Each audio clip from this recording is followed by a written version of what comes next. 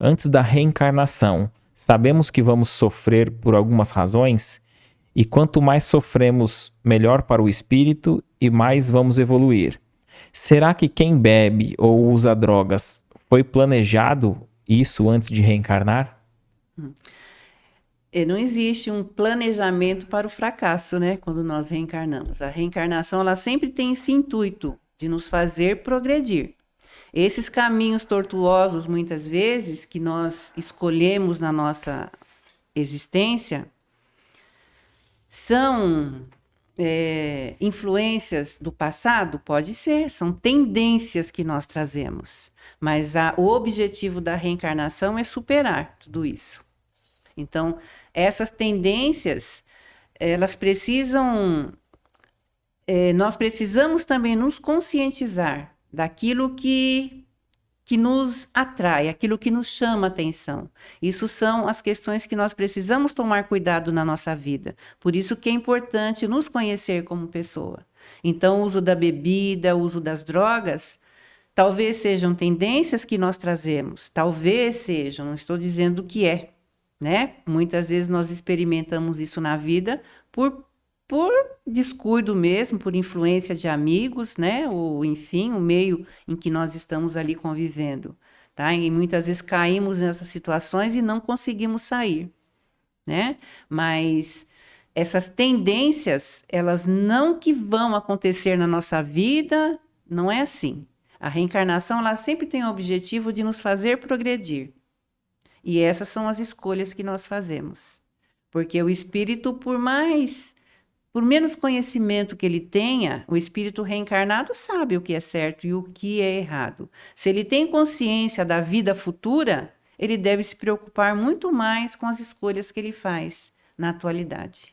Não Perfeito. é porque bebeu ou porque usou drogas um determinado período da sua vida que ele está condenado a... Não. Ele pode fazer uma, com essa consciência, com essa conscientização, ele pode dar uma virada na sua vida e realmente saber escolher cada vez mais.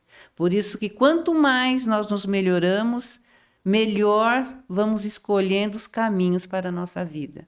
Porque esse amor, essa caridade que nós temos muitas vezes queremos doar, queremos mostrar para o outro, tem que começar primeiro com a gente. Primeiro nós nos amamos nesse sentido, escolhendo o que há de melhor para nós. Depois nós vamos estender as mãos para aqueles que estão ao nosso lado. Perfeito, porque eu me cuidando, eu posso ser um instrumento melhor, eu sirvo Muito, melhor. Eu me muito. anulando, muitas vezes eu posso querer ajudar alguém próximo de mim, mas eu não estou em condição nenhuma nem de se ajudar, né? Exato. Primeiro nós temos que olhar para dentro de nós. E Allan Kardec é muito claro em dizer que reconhece-se o verdadeiro espírita pelo esforço que ele faz para domar as suas más inclinações. Então, ele já está dizendo que no meio espírita não existe santo. Existem pessoas dispostas a se melhorarem, mas é preciso olhar, ter essa visão de olhar qual é o melhor caminho para eu seguir. Muitas vezes escolhemos caminhos tortuosos que atrasam o nosso progresso, mas isso não impede que a gente volte e busque o caminho certo. Muitas vezes, na ânsia de acertar, nós erramos, né? E muitas vezes, na maioria das vezes, aprendemos com os erros. Perfeito. Então, a consciência da vida futura, segundo o nosso codificador Allan Kardec, é o que faz a gente se modificar mentalmente e emocionalmente. Porque quando nós temos certeza desse futuro que nos espera, que é o mundo espiritual, nós vamos procurar viver melhor na atualidade. Então, é preciso ter essa visão de saber que nós estamos nessa vida e a vida tem um propósito. Não é um passatempo, não é um divertimento, tem um propósito sério. E até mesmo no capítulo 5 do Evangelho, que tem o item lá, loucura e suicídio, já começa dizendo isso, né? Que a certeza do futuro, a fé no futuro, nos tira muito do desespero, Exato, que nos levaria à loucura. Então, o exatamente. fato de refletir, compreendendo que vamos continuar, que aqui é só um instante da nossa existência, aquele problema que hoje a gente pode estar passando, que parece o final muito grandioso, quando a gente amplia a nossa visão para várias reencarnações, a gente vê que aquele problema, talvez um pouquinho de paciência, ele se dissolve, né? É verdade. Mas, de modo geral, somos todos imperfeitos. Somos espíritos com problemas diferentes, mas o nosso patamar evolutivo está ali, igual. Não existe diferença, somos espíritos extremamente imperfeitos, para dizer, né? Bastante imperfeitos ainda. E a gente precisa ter essa visão, mas saber que temos a possibilidade de nos melhorarmos. Então, a cada reencarnação, é nosso dever chegar no mundo espiritual, que lá é a nossa verdadeira vida. Nós não somos deste mundo, nós não somos daqui, somos seres espirituais. Quem leu o livro Os Mensageiros, levou lá um balde de água gelada, porque aquele livro fala dos médiuns fracassados.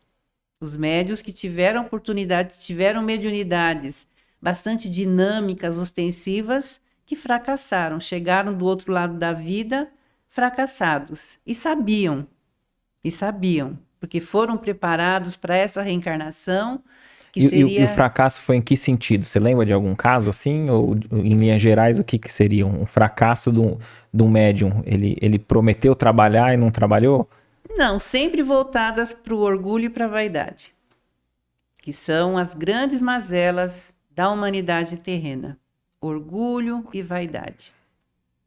Então, são médiuns que se deslumbraram, porque se a mediunidade ela é natural a nós, e como diz o nosso codificador, por isso não é privilégio exclusivo, a gente já sabe que ser médium não é um privilégio, não somos especiais. Se temos muita mediunidade, uma força mediúnica muito grande, isso tem um significado para nós.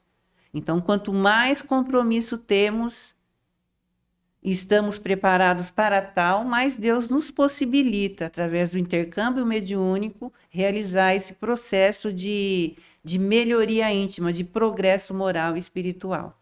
E a mediunidade, ela tem esse fator na nossa vida.